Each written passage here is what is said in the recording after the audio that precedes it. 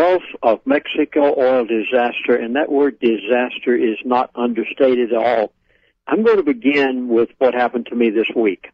I had another oil company person to be in touch with me, and what they told me, Jeff, verified all the things that we've said before, but on the other hand, added a few things to it, punctuated it, and I literally came away startled beyond any words that I can possibly express it.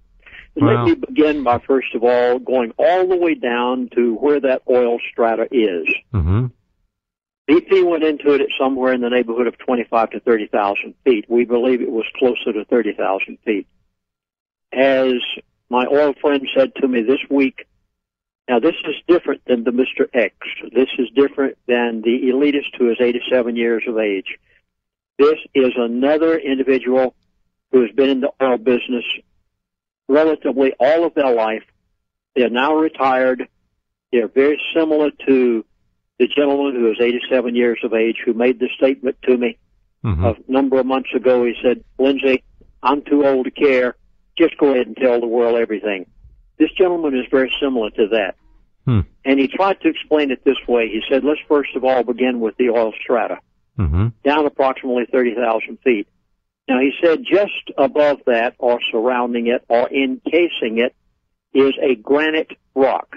He said that's what holds it in place. Of course, naturally, Jeff, I referred to that as what God put there years ago in order to contain it. He said above that granite rock is sand. Now, he said that sand can be cauterized. He said the granite rock cannot. He actually finally gave me the pressure, the wellhead pressure at the top. He knows. When this thing blew, it was just after they had gone through that granite strata. Right. And it literally blew everything at once. It blew every safety valve. It blew the platform. It blew up everything. I mean, it literally took everything with it. BP had made a few mistakes, yes. They did not have the fail-safe valve in place properly. But we finally have the pressure.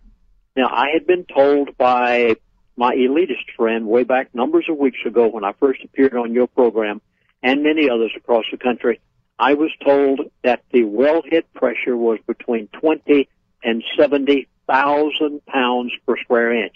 But they never had time to check it. They never had time to prove it because everything blew in one humongous blast when they went through that granite layer. So they had no measuring devices. They finally have gone down there and given a pretty close to precise pounds per square inch as to what they can fairly well determine it is. And they say that it positively is 40,000 pounds per square inch. Now, Jeff, you and I both recognize that that is beyond the scope of any modern-day scientific methods or any well that has ever been hit before on the face of the earth. Even Russia did not hit that when they drilled their first super deep well. But BP was trying to copy Russia, do it in the water, in ocean water, and when they hit it and came up with approximately 40,000 pounds per square inch, everything blew. There's no way they're going to stop it. As you mentioned, as you began the program, the only possible way of doing anything to this is a nuclear device. And this gentleman said to me this week, he said, Chaplain, I don't think there's much possibility of that because he said that granite strata already has had time to fracture. And he said there are some fissures down there. He said to the best that we can surmise, it already has cracks in it. Now, he said if we go down with a nuclear device and cauterize that sand above that granite layer, but he said the danger is we are going to open those fissures further. And, Jeff, would you like to know how long? He said that they have already calculated. Now, BP won't tell you this. The national media wouldn't dare peep this. I wouldn't have known it if this oil man had not come to me. I didn't go to him. He came to me. He said, Chaplain, I've heard what you've been saying. He said, I want to tell you a little bit of the rest of it. He said, Chaplain, if we go down and cauterize that sand, but we fracture that granite more, he said, Chaplain, that oil will flow for. Are you ready? Are you sitting down? I am. Hope you are. I am. Because this is our possibility. He said, we will fracture it further, and it can flow for 30 years, Jeff. Well, that pollutes the world.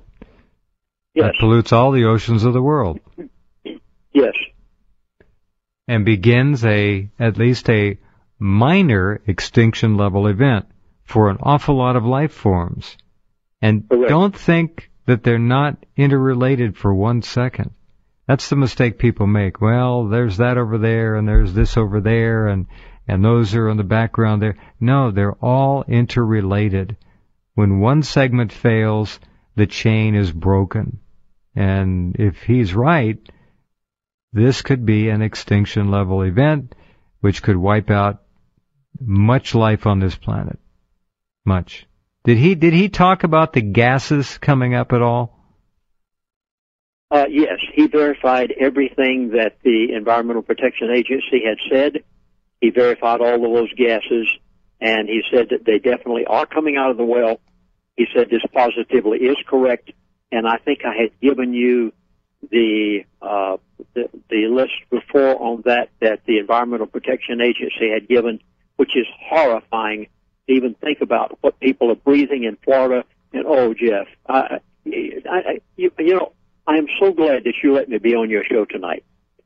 I know I'm always glad to be on your show, but I am especially appreciative tonight because, Jeff, I am fully convinced with the catastrophic events that are taking place in the world today, and after the president's presentation this morning, yeah, I think we are in such a position right now that short of you talk show hosts getting to the American people en masse, I don't see any hope for America whatsoever.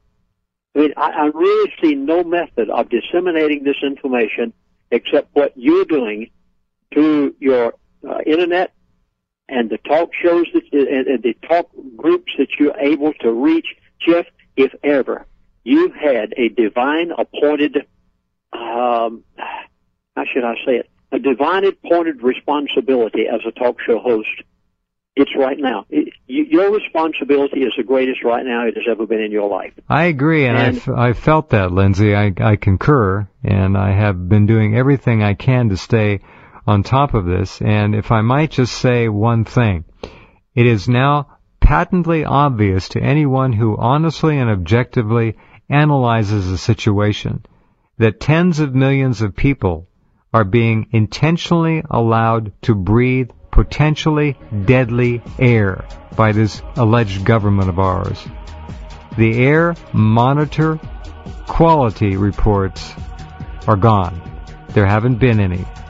1 or 2 cursory notices, and that's it. No universities are being allowed to do this. No municipal air pollution or air quality monitoring stations are issuing results. You folks are not seeing any on my site because there aren't any.